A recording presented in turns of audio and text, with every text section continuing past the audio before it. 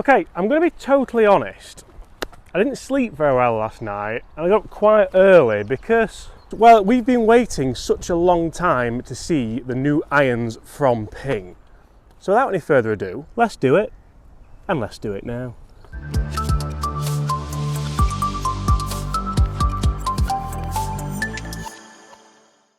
Hi everyone, my name is James Robinson and welcome to this YouTube channel. Guys, that's right, we have Ping's brand new i525 irons. Now, if you're a big Ping fan, you will know that the Ping i500 irons were pretty good. In fact, they were very good. They were probably about the only iron that did rival the TaylorMade P790 at the time. They just didn't feel very good. So with the new i525 iron, Ping claimed to have rectified that. So in today's video, we're going to put that to the test out here on the golf course at Woolley Park, and I have already been in the studio this morning, guys, told you I didn't sleep, to test these irons for forgiveness, for speed, for spin, for everything you want to see. 4-iron off the floor to start with, because I haven't got any T-pegs with me. And that is delightful. Oh, Ping, yes please. Now, you see, I always think it's a bit of a problem when a company like Ping released the i500 because it was perfect. Almost. You almost couldn't make a better iron, especially for a Ping fan. I always think with Ping irons that they don't really need to feel that good, because the people who buy them know that they don't really feel that good. And by that, I mean, it's subjective, isn't it? Ping have always made cast irons, we all know that, and we all know that cast irons don't generally feel as good as forged irons. But if they're going to perform as well as these ones have in the studio, spoiler alert guys, we're going to show you the numbers in a few minutes time, does it matter? And do these feel any better? Because the technology that's in these clubs isn't to be shaken a stick at. Okay, that one's gone too far off the first tee. That never really ever kind of happens for me. Too far. Now, luckily enough, Ping have sent me a half set to try of the i525 irons, and that's perfect because one of the huge criticisms I generally have of these big, powerful, hollow-bodied irons is that you can't really, there it is, I thought I'd lost my glove then, you can't really play half shots with them out of the rough. So we're going to hit a half shot out of the rough, guys. We've got about 140 yards here. I'm just going to chip a little 8-iron. Hopefully we get enough spin to stop it around the flag. Another spoiler alert, guys, in the studio, these things aren't exactly spinning that much. I'm going to talk to you about some new grooves in a second as well. Micro Max grooves. Oh, that was low. That was low and full of non-confidence of it being a good flight. It's on the green though, so we'll take it. The Micro Max grooves, as you'll see here, it's a bit of a pain. I was going to say something else then. It's a bit of a pain because there's more of them that you need to clean and keep tidy. That basically is because they are tighter spaced, and it means there's an average of 4 more grooves on each club. Now that's designed to stop flyers from the rough and also maintain a better spin rate on the longer irons, which all makes sense and actually look really nice down at the ball as well. Paired with that white bottom groove, I think at address these look almost as good as anything. I've said it. Right, so we've gone quite long there. It pitched short and ran all the way through, something which I would be worried about if I were to game these irons. Let's have a little chip off, see just how these irons feel around the greens if you're going to try and chip with them. Because for me this is important, and it's something which often gets way overlooked when you're going and getting fitted for irons, when you're testing irons. You need to know how they feel on these little finicky shots, because if they don't feel right, they may not be right for you. Go on then. Go on then. Oh. Okay, that felt fine. That felt fine.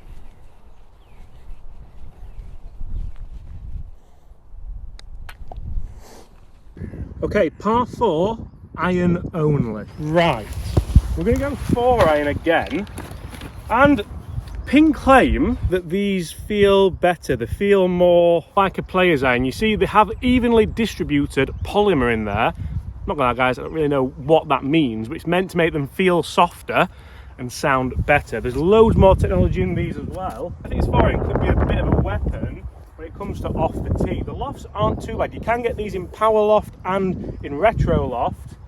and I'm going to tell you what they are actually, because as you can see there, if we go power loft, this 4-iron is 19.5 degrees. Wow. Easy. So easy to hit. That wasn't even a good strike. That felt so easy to hit, and that wasn't even a good strike. I'll put the ball flight on screen again for you.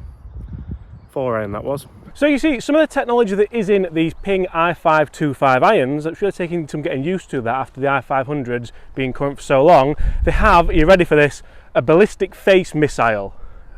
Wait, I think that's more a ballistic face insert. So what that's designed is to generate more ball speed. Where is that iron? There it is. It is a ballistic face design, and that is designed to increase ball speed, distance and control, and that combines a targeted polymer insert to provide better feel and sound, all packaged in a compact player's design with that excessive perimeter weighting, as you can see, for more forgiveness. We also have the miraging steel face, which isn't new to us Ping fans, and that's designed for something quite similar, a bit more flex on the face.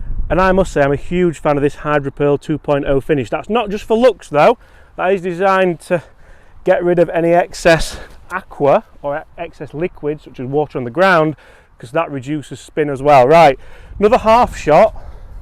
How versatile can these clubs be?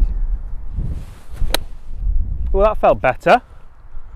Still firm, although that stopped. Is it running? It's run through. I thought that was going to stop, but it didn't. Still quite firm. I'm not going to lie. I would have hoped that they felt just a little bit softer, but that's from me coming from using forged irons pretty much all my life, and whenever I test irons, I'm always looking for that forged feel, or listening for that forged feel, I suppose you could say. See, when I was in the studio this morning with these clubs, initial reaction was a bit, nah. And that's obviously nothing to do with the look of them, because I think they look phenomenal. I think the i500s look phenomenal, and these are like a nice gradual step up. How do they perform? Guys, we're going to play a little bit more golf out here and see what they're like real world testing on a February morning on the golf course. And then we're going to jump in the studio and I'm going to talk all things numbers.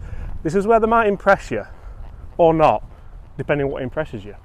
Right, that's another missed green. It's just run on a little bit. That could have stopped more, I think. But the good news is we get to test these irons around the green once again. Now, another thing that these irons feature is excessive weighting. So you see we have a weight in the toe there. There's also a weight in the shaft, and that's designed to bring that perimeter weighting to the next level. So that's going to give you more forgiveness than potentially ever before. Who knows? Pitched here. So with a kind of little down shot, that's could have been better. This is a tough chip as well.